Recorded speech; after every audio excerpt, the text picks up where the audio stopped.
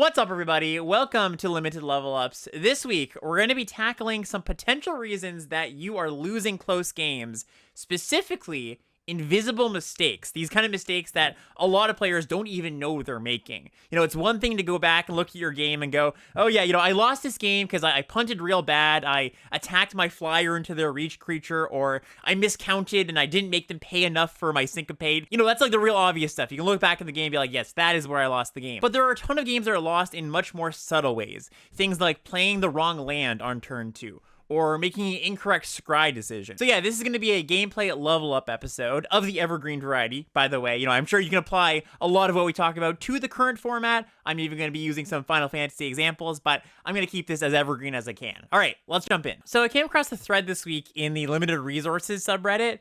Later, I actually found out that the person who posted this thread was a Discord member, by the way, so shout out to Alex in the Discord. Great name, by the way, very strong name.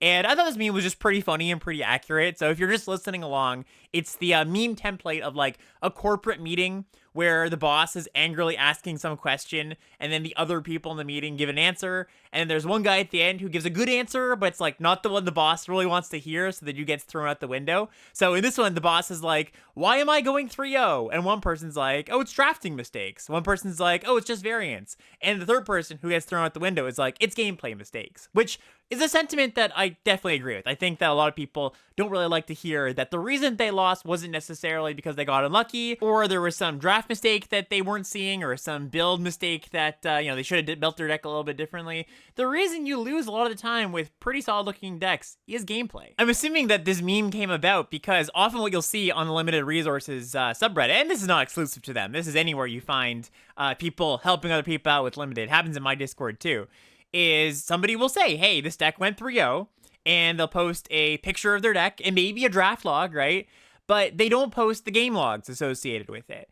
And so that says to me, if I'm putting myself in their shoes, that says that that person, and probably a lot of other people, when they're looking for how could this event have gone better, how could this draft event gone better, they're massively downplaying how much the gameplay matters when it comes to their success. I reposted this meme actually a few places, Twitter, Discord, YouTube, and one of the comments that I really liked from Andrew P on YouTube was, draft is not an auto battler, it's still Magic the Gathering, which I think is super true. I am guilty of this. I know at some point in my drafting career, I thought the same way. I was like, well, what really matters is how good of a deck you can draft. And I do remember kind of treating it like an auto battler, where it's like, okay, I draft my deck and then I put it in the arena, and maybe there's some variance, and maybe I made a boneheaded mistake and I lose with a good deck. But most of the work to get to a successful, a trophy, that's done in the draft, right? I definitely had that mentality too. So yeah, I would try my best to separate myself from that kind of auto battler mentality if you think that kind of resonates with you.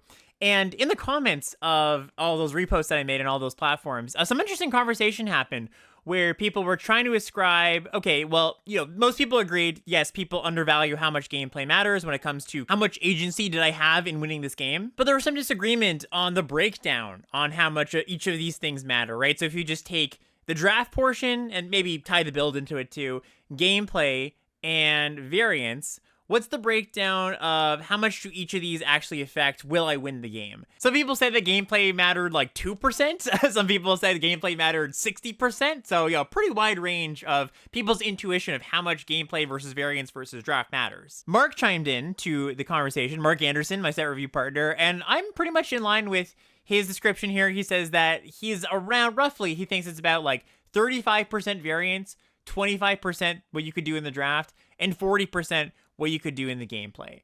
And that kind of makes sense if you think of the top arena drafters, best of one arena, kind of cap out at 65% win rate. You could view the best of the games that they're losing is to variance. I do want to caveat this, of course, with the fact that no amount of good gameplay is going to make up for a train wreck draft or a deck that has terrible fundamentals. You have a very beginner drafted deck, you put it in the hands of John Finkel. Sure, John Finkel is going to win more games than the average player, but might not win on the Pro Tour stage against a drafter that drafted a good deck, right? Kind of the draft is that base, that foundation to the pyramid, and everything else past that is built on top of that. Also want to caveat this with the closer the two players are in skill level, the more the game is likely to come down to variance, right? The bigger the gap, the more obviously the better player is going to win. The closer two people are in draft level and gameplay skill level, the more it's going to come down to who top decks better and who hits their lands and all that kind of stuff.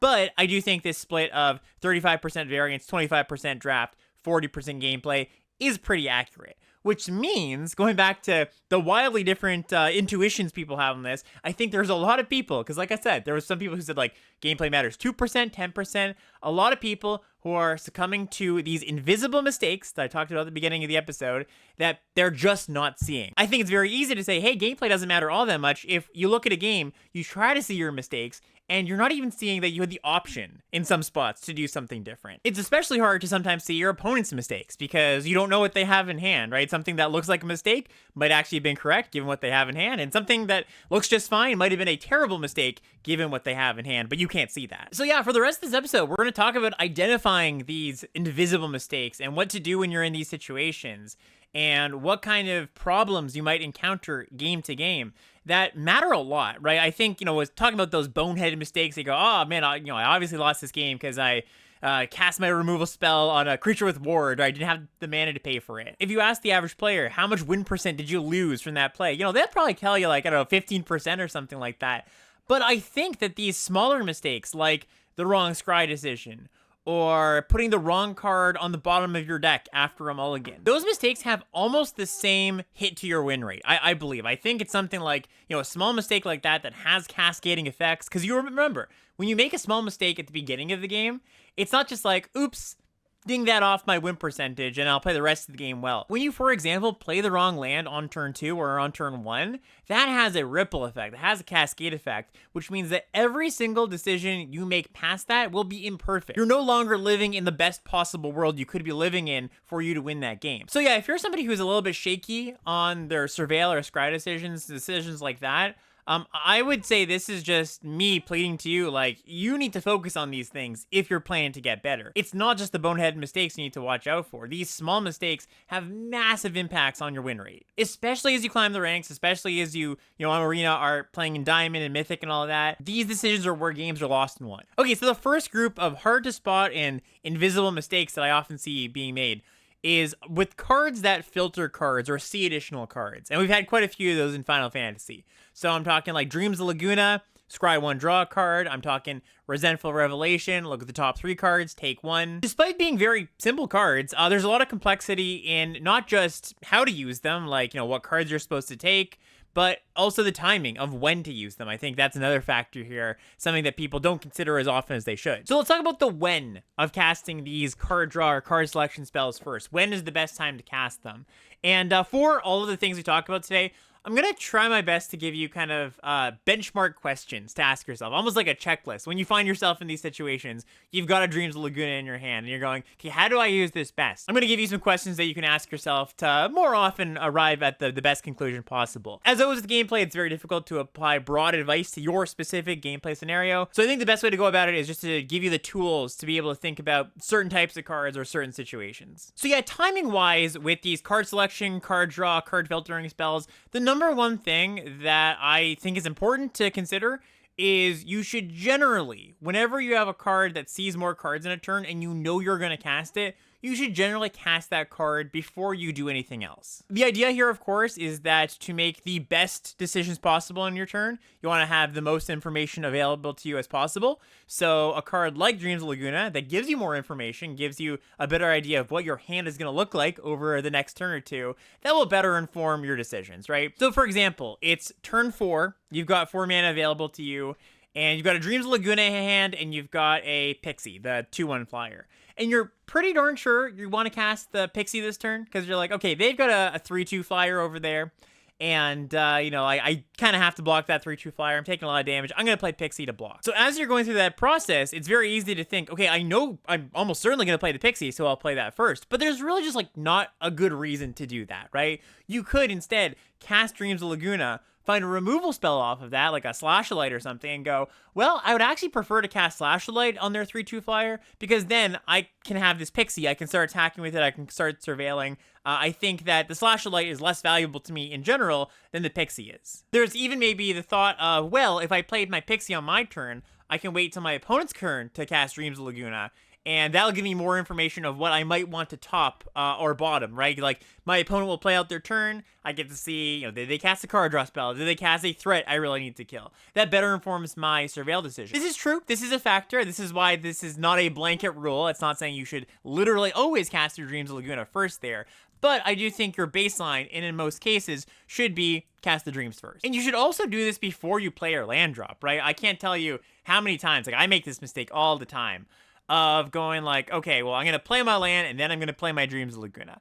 And then you look at the top card of your library, you don't like it, and you draw a tap land for the turn, right? And you're like, well, I actually could have played that tap land this turn. I didn't need the additional mana that I'm getting from this untapped land. And now next turn, I won't be able to play all the spells I want to because I've got this tap land in hand. So land drops count as far as the first thing to do in a turn. And again, there are some exceptions. There are some times where you should play your land because it allows you to cast your card, draw a spell, plus some other card in your hand that you wouldn't be able to play if you didn't play that untapped land. But that's an exception to the rule. When you have a 1 mana card selection spell, something like Opt, single blue mana, scry 1, then draw a card, sometimes I won't just cast this card right away. And I make a distinction between a 1 mana spell that has some card selection and a 2 mana spell, because a 1 mana spell is just a little bit easier to fit into your curve. A 2 mana spell, if you don't cast it, when you have the mana, that can come back to bite you. Wasting 2 mana is a pretty big deal. But there are some points in the game where I don't exactly know what I'm looking for off the top of my deck. We're kind of like in the middle of the game.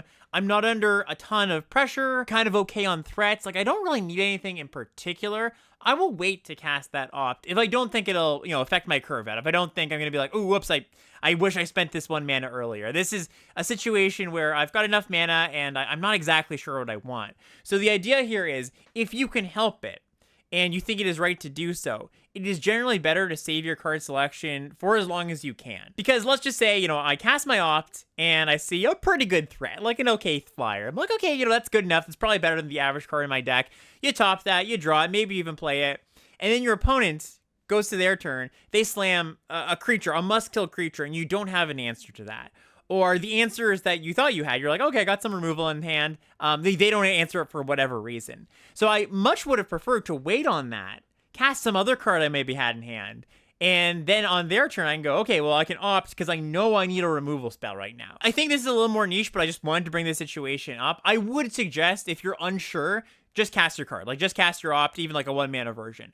But there are some spots where I think it is beneficial to hold these cards until you really know what you need to find. So some questions you can ask yourself on timing of things. Do I have a compelling reason not to just cast my card filtering spell first? A compelling reason might be, well, I think the opponent has Syncopate, and if I cast my card selection spell first, they can actually counter the other card I was going to play. That's a fairly compelling reason. The answer could also be, yeah, I've got a lot of the things I might need in most gameplay situations. I don't need to cast this card selection spell right now. Let's just cast something else. But that guiding principle, I think, will bring you a long way. If you think you plan out your turn, you go, I will cast this card draw spell this turn, cast that one first. So yeah, some questions to keep in mind when you're surveilling or scrying. Can I do better? That's something I say a lot when I'm surveilling or scrying, when I'm streaming. Like, I can do better. We can do better than this. Like, I say it a lot when I surveil or scry, because often is the case. I think you can do better. Now, the more of a dire predicament you're in, the more you're like, I just gotta have something, the less picky you can be.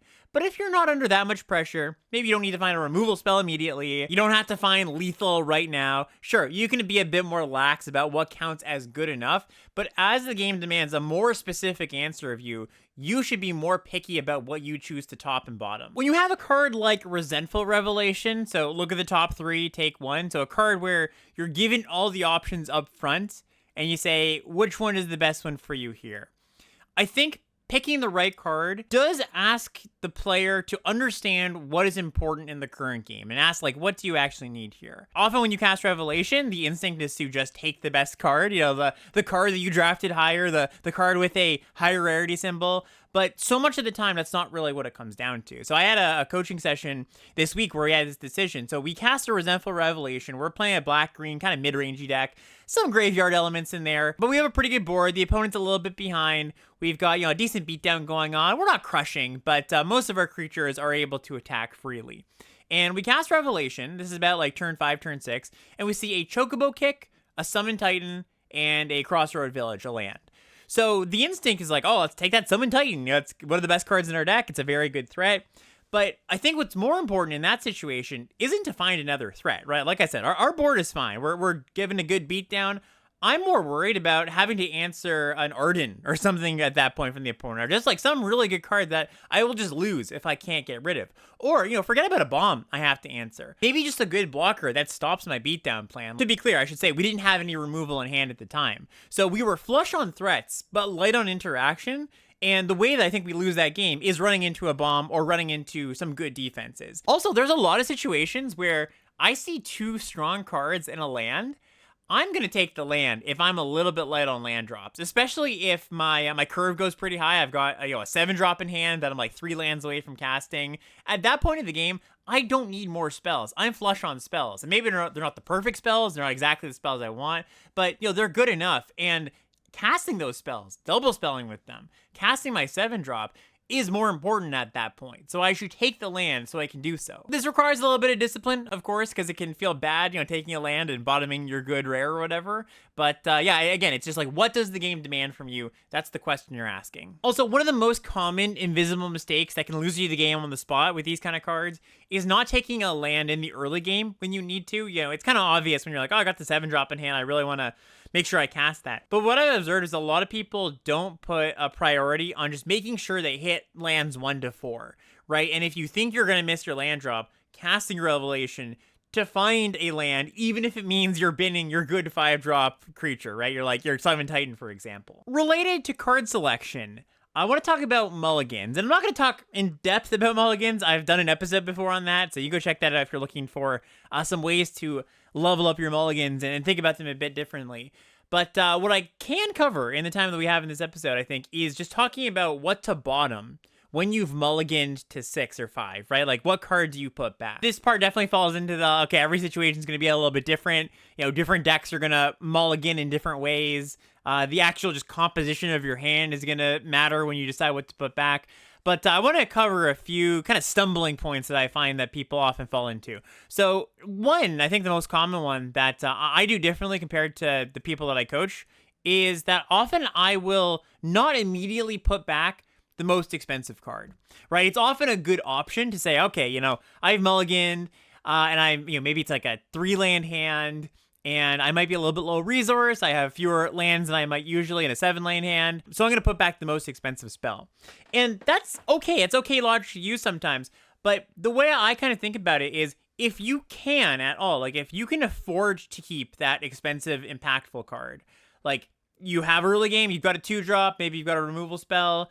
I kind of want to keep that expensive card actually, because when you've mulliganed, you're going down card quantity. And so every other card that you do get to keep, your 6 cards, they kind of have to make up for the fact that you're down a card. So every card you do get to keep in your hand has to pull a little bit more weight. And if you're just thinking like, okay, I'll keep all my cheap stuff because I won't get run over, it's functional, quote unquote. I think it's a little bit too short-sighted because, that is often one of the things you want to think about when you're mulliganing. Like, am I just going to get run over with this hand? Of course, that is a factor to consider. But I find a little bit too often people will keep a hand of like 3 lands, a 2-drop, maybe another 2-drop, and a 3-drop, and then put that 5-drop back. When over the course of, the next 3 or 4 turns, you're going to be pretty likely to draw 2 lands, or at least, another land and another impactful spell. I don't think it's a good idea to auto default to putting back the most expensive card. Another thing I really value when I mulligan is just making sure that I have 1 removal spell in hand. I think this is very much a play booster era thing. I didn't used to feel this way as much. But in the age of play boosters, where there's more very powerful uncommons running around, there's more rares running around in each draft, I really feel like, yeah, I should keep my 1 removal spell. And this is kind of obvious sometimes. Like, your removal spells are going to be some of the better cards in your hand. But something I see a lot of the time is people will convince themselves to put back a removal spell because they're like a proactive deck. They're like maybe blue-white artifacts or something in Final Fantasy. And they're like, okay, well, my game plan is to get on board and start attacking. And, I got to come out swinging. That could be true. But what really stops an aggressive plan real nice? A creature that blocks all of your creatures, right? So you really just want to have that 1 interaction spell. I much rather have like a 2-drop, a 3-drop, and a removal spell rather than a 2-drop, a 3-drop, and another 4-drop creature. Also, your opponent could just play a 4 or 3 mana bomb, right? And the game ends just right there. So yeah, in most of the situations, I keep that removal spell. One that I kind of fall into, one that I have only recently, I'd say in the past like year or two, really tried to start considering more, is putting back a land when appropriate. Like, I'll have some hands sometimes that'll have like a 2-drop and 2 3-drops and a 4-drop. And then I have 3 lands. So it's like a 2, 2 3s, and a 4. And I think, okay, I really want to make sure I can cast my 3-drop on time and my 4-drop on time. But going back to the logic I said a minute ago, where it's like, yeah, you're pretty likely to see a land in the top 3 cards of your library. If I am just able to cast my 2-drop and my 2 3-drops, it's not that bad if I can't play that 4-drop on curve. You know, of course, it depends on what cards we're talking about here. Because the flip side of this is in a hand where you've mulliganed and you need all your cards to pull their weight, it hurts all that much more if you flood a little bit, right? If you draw like 1 or 2 lands additional that you really don't want to have. So you're looking for the right mix of lands and spells, of course. It's not always a one-size-fits-all answer. But if you're somebody who never puts back a land in those kind of hands, I would consider doing it a little more often because, like I said, you're considering not just what you have in hand right now, but what you expect to see on average over the next few turns. And before we move on to our next point, I want to call it the Patreon, patreon.com/limitedlevelups. We are a crowdfunded show over here, and I very much appreciate all the support every week that we get over there. If you like the show, you want to support, go check it out. You can also, if you want to support in a non-monetary way, just like, comment, subscribe on the YouTube video. That really goes a long way. And yeah, bunch of rewards over there on that Patreon if you want to go check them out. The link to that Patreon is in the description of the podcast and the YouTube video, so easy to find. Let's get back to the show. Next category, where I think there's just a ton of these hidden invisible mistakes: sequencing and timing. And honestly, for like a lot of these topics, a lot of these categories, I could probably do a full episode. Like I said, with the Mulligan one, I have done a full episode on, but I'll try to keep it short. I'll try to keep it to some key points. So sequencing is basically just the order that you do things in a turn, right? So this could be casting your spells. This could be playing your lands. Let's just start there, actually. Let's start with lands.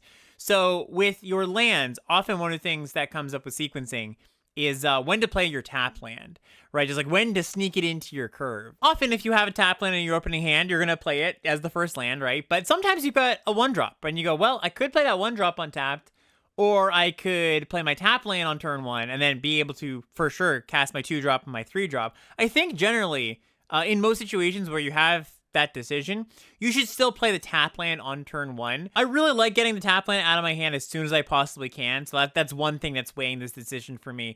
But the other one is it's just way easier to fit a 1-mana spell into your curve than it is a 2-mana spell. Like, basically, if you went not tap land, untap land on turn 1, played your 1-drop, and then on turn 2, you were forced to play your tap land. You know, you're maybe hoping you'd hit the untap land, but you missed and you can't play your 2-drop. It's a lot harder then on that next turn when you draw an untap land. You're like, okay, now I've got 3 mana, so I play my 3-drop, but now where do I play my 2-drop, right? It's a lot easier if in that very similar scenario, you on turn 4 are able to play your 3-drop and then your 1-drop. As always, specifics of the cards matter here. Sometimes your 1-drop is one of those cards that snowballs and you just like really want to get it down as soon as possible. And I guess that's sort of a good way to make these decisions too. Like, ask yourself, does it actually matter if this card is down on this turn in particular, or is it okay to play it a little bit later?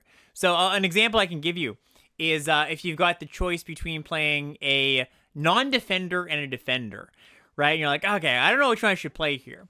Well, if you're not planning to block with that defender on that turn, like let's just say your opponent, doesn't have any creatures on board, you should play the non-defender first, right? Because a defender doesn't actually matter when you play it if it's just going to be blocking, right? Its duty is I'm going to block.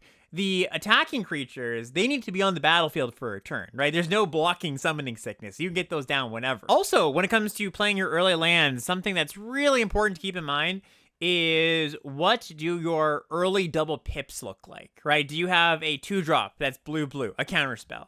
Do you have a 3-mana counterspell in your deck that's 1 blue? Oftentimes, when you don't have that card in your opening hand, your brain, just generally, most of that kind of defaults to, okay, I want to get one of my colors in play and then the other color in play, right? It's generally better to have a balance of colors in play. But so many times, in my long career of playing limited Magic, I've gone, okay, I played my mountain on turn 1, and then I draw my counterspell on turn 2, and I go, well, I had 2 islands in hand, but I forgot I had this counterspell in my deck, and now I can't cast it on turn 2, and I really would have liked to hold it up, because my other 2-drop that I could have played is not something that impactful here. Maybe it's a defender, right, where it's like, I'd rather hold up the counterspell now, counter the 3-drop, play that defender later, because it doesn't actually matter too much when I get this defender down. Another note on sequencing and timing, and I guess one thing that's important to say here is, when you're sequencing things, when you're figuring out how to play your lands, how do you play your spells, that takes some time. That's a step in your turn, right? Like at the beginning of your turn, you should stop and think and say, okay, how am I actually going to carry out this turn? What's my plan? I find a lot of times people kind of just stumble through their turns and then go, oops, I wish I did this differently. I wish I cast one spell before the other, but I didn't because I didn't think about it all the way through. And so one thing when you're planning out, how should I use my mana this turn? The tried and true, the golden rule, this should be your baseline in like 95% of your games for the first 4 turns.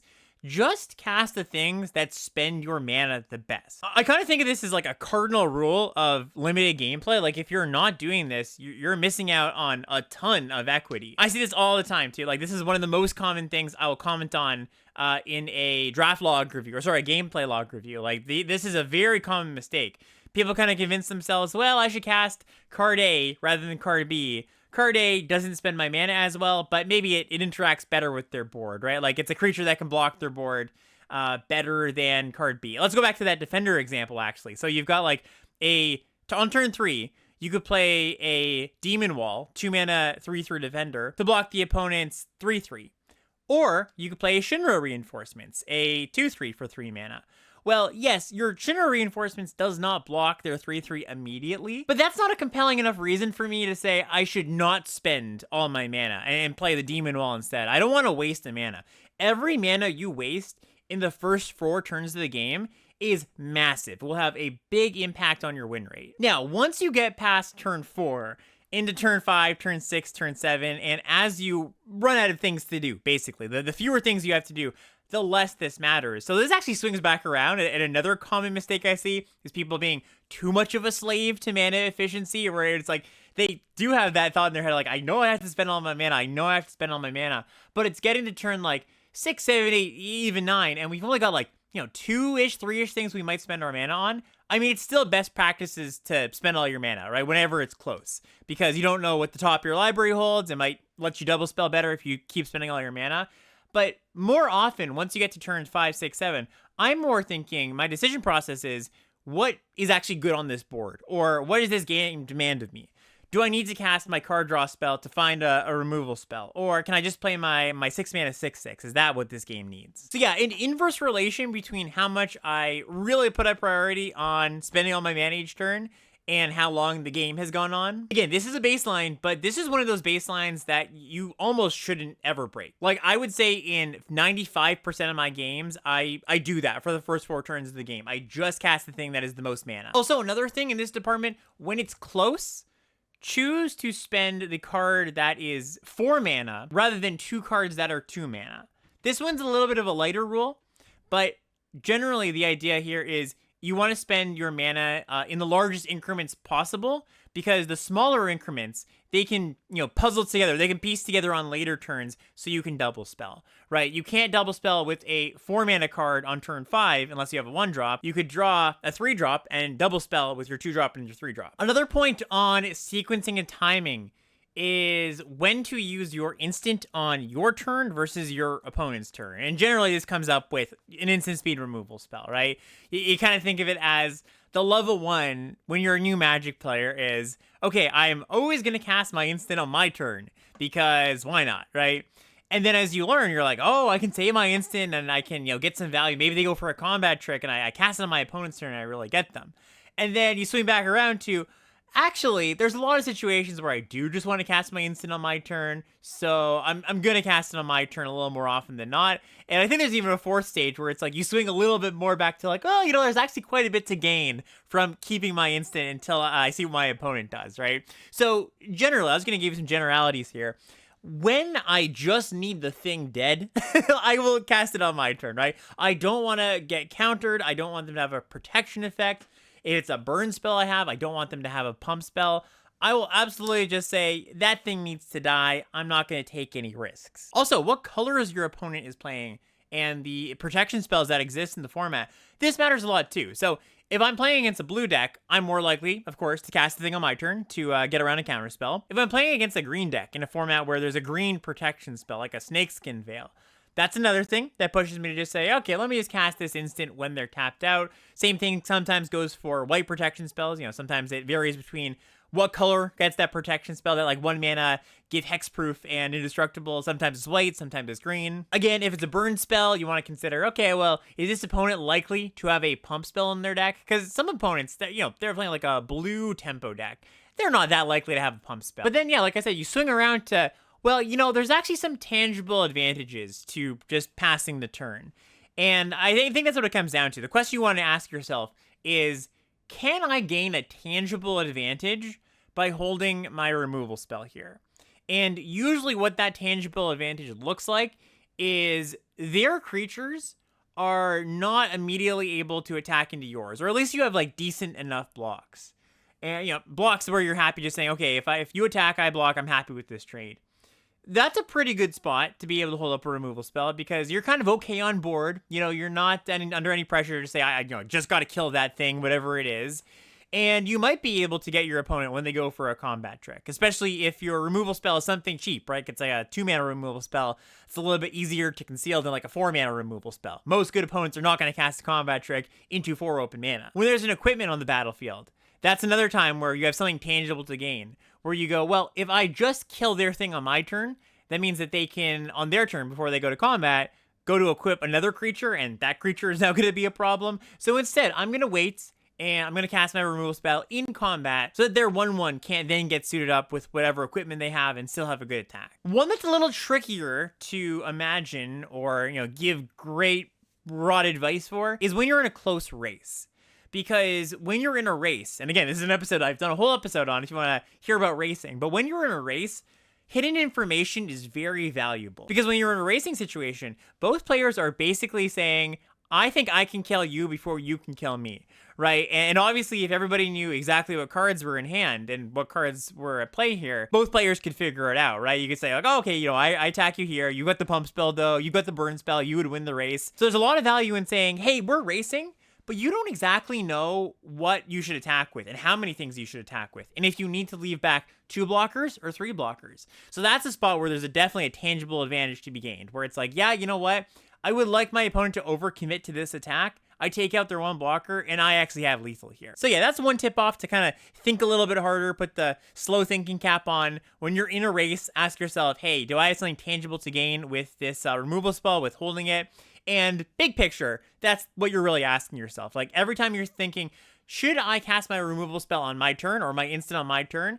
Ask yourself, what do I have to gain and what do I have to lose if I don't? Weigh those options. And that's the decision you're making, right? That's a decision that you might not even know you had, but if you frame it like that, what do I have to gain? What do I have to lose? I think it makes the decision a lot easier. One final tip here, and this is something that kind of blew my mind when I don't even remember who I heard this from, but I'm like, oh my gosh, that's so genius. So when you've got an instant and your opponent isn't completely tapped out, it's your turn, they've got like 3 to 1 mana, kind of something in that range, and you're like, well, I could cast my removal spell here, and it's more likely that it resolves than if I pass it back to their turn, right? But if they do have a Snakeskin Veil, a protection spell, if my removal spell is in Syncopate counter ability range, then they get to use mana on their turn if I cast my instant right now, rather than forcing them to use mana on their turn, right? Like whenever your opponent passes the turn and didn't spend all their mana, you're incentivized to not let them spend all their mana. Kind of tangent here, but where this comes up sometimes in Final Fantasy is you're playing against red-black, and they on turn 2 have red-black mana in play, but they didn't play anything. They didn't play any creatures. They pass the turn. You have the option of playing either Ultros, which is the 2/1 that taps things down when you cast non-creatures for mana value, or Sahagin, the 1/3. Generally, I will play the thing with higher power, so Ultros, because that, is able to attack a little bit better if they then don't do anything next turn or play something that doesn't affect the board. But because the removal at that mana cost in black-red is all deal 2s, right? It's like Thunder Magic and Vane's Treachery. I guess there's Lightning Bolt too, but that's, a card you don't see all that often. The majority of removal that the red-black opponent can have on turn 2 doesn't deal with a 3 toughness creature. I want to place a Hagen in that spot where I would normally want to play Ultros, because if I place a Hagen, they can't spend that mana that they left up, and that's an advantage to me, right? So with that concept in mind, let's go back to our other situation. It's your turn. You've got, let's just say, Sephiroth's Intervention, 4 mana removal spell. they've got some amount of mana up, like 2 to 3 mana, and you're like, well, I think there's a good chance they've got a protection effect or a counter spell. The most correct way to do this is not cast it on your turn, and not necessarily wait to combat for your opponent's turn, but cast the removal spell in their upkeep. So you need to put a stop if you're playing on Arena. The idea here is that by passing the turn, they will have to spend mana on their turn if they do have that Snakeskin Veil or Counterspell or whatever it is, something that you don't think they're going to tap out of for the rest of the game. You still need to make them force the action. But if they don't have one of those cards in hand, your Inkling was wrong. It was like, oh, they didn't actually have it. You want to cast a removal spell before their draw step so that they don't draw into that protection spell or that counter spell. So sorry, that was a lot. Let me just put it very clearly. If you have a removal spell and you're like, where should I cast this? When should I cast this? This be a removal spell. And you want to kill something, but your opponent has mana up on your turn, pass the turn, put a stop on the opponent's upkeep, use the spell then. If they have something to interact with it, no worries. They have to spend the mana on their turn. And if they don't, you get to cast a removal spell before they get to see one more card. And that one extra card might have mattered.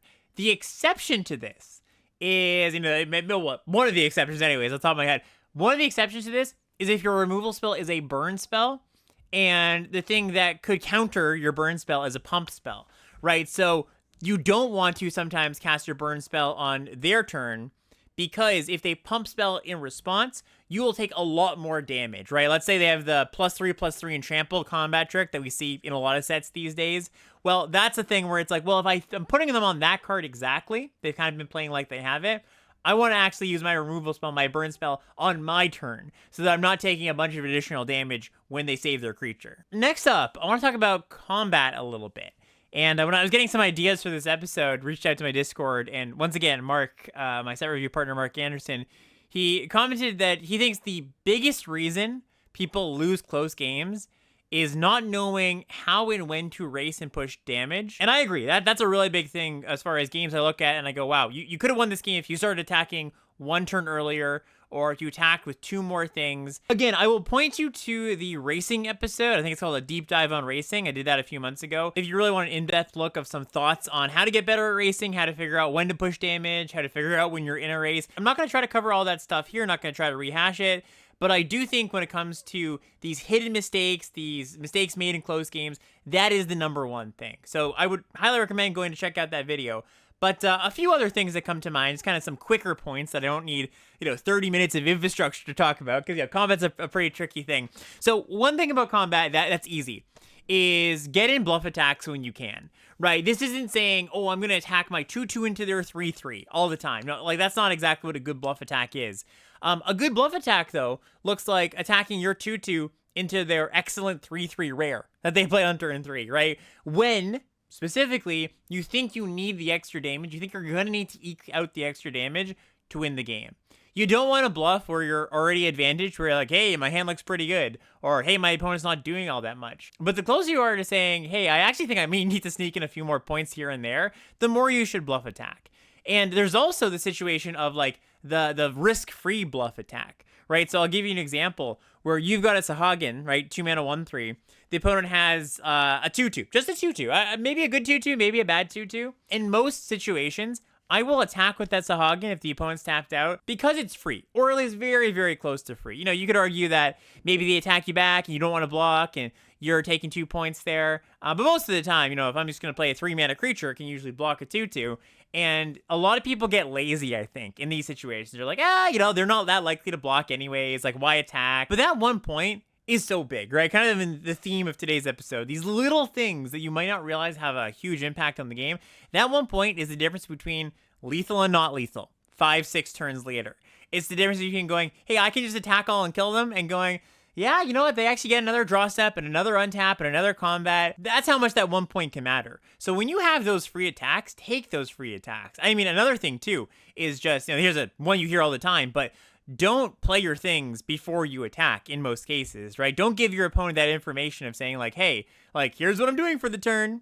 I'm going to attack now after that. Not only will you give up on that bluff equity that you might have had, but also they now know, should I trade or not? Like often when you do that, It's not like you're representing a trick or you have a trick in hand. Usually if you have a trick in hand, of course, you go for the attack first. But I see so many people, and this is something that I do sometimes too, just like absentmindedly going, yeah, you know, I've got a 2-2, they've got a 2-2. I don't really care if they trade or don't trade, so I'll just play my thing first and then I'll attack. But they might really care if they traded their creature off or don't. If you play something before you go to combat and you tap out, they are more accurately able to assess the situation and go, oh, should I block? Should I not block? You've just given them information that you don't need to give them. Some stuff sort of along the same lines. So if you do make that Sahagin attack one turn, sort of bluffing some damage, they don't block, right?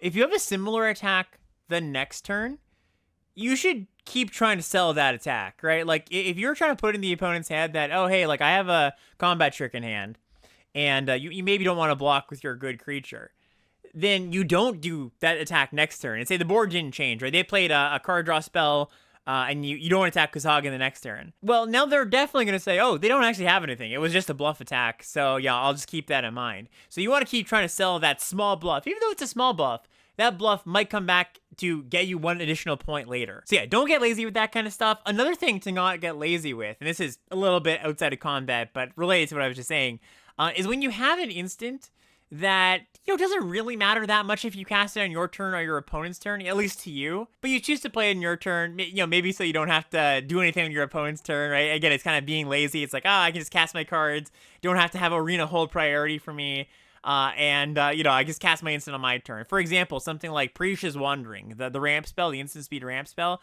You know, of course, you're going to cast it on your turn if you have a creature that you want to attack with, but I've seen a lot of people cast Prisha's Wandering on their turn with no creatures on board. Like, basically, there's like almost no reason to not wait till your opponent's turn.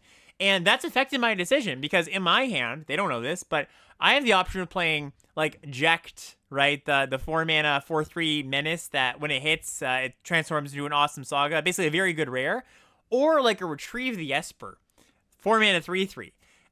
One card is much better than the other, and if my opponent taps out, they're like a blue-green opponent, I don't have to worry about a counterspell. Where I might have, if the opponent just left up mana, gone, okay, I should be a little conservative here, just play Retrieve the Esper, you know, make sure my bomb resolves. But because they were lazy, I just go, okay, I know they don't have a counter, I'm just going to slam my Jekt and I'm going to be in a good spot. Again, this is the kind of thing that isn't going to matter that much against lower ranked opponents and, you know, at your local game store all that often. But as you get better, as you play better opponents, this stuff matters so much. I just, you know, keep really wanting to stress that point. This stuff doesn't seem like it might matter, but it really does. Last topic I want to talk about today is threat assessment. This is something that I think very much falls into the category of an invisible mistake, something where people might not see it as a mistake, but, you know, I look at the game logs, I'm like, oh man, I definitely wouldn't have done that there. So this is, of course, asking, when is a good time to use a removal spell? Or what kind of threat from the opponent actually demands you use a removal spell? Because removal spells are precious. You don't want to just cast them willy-nilly.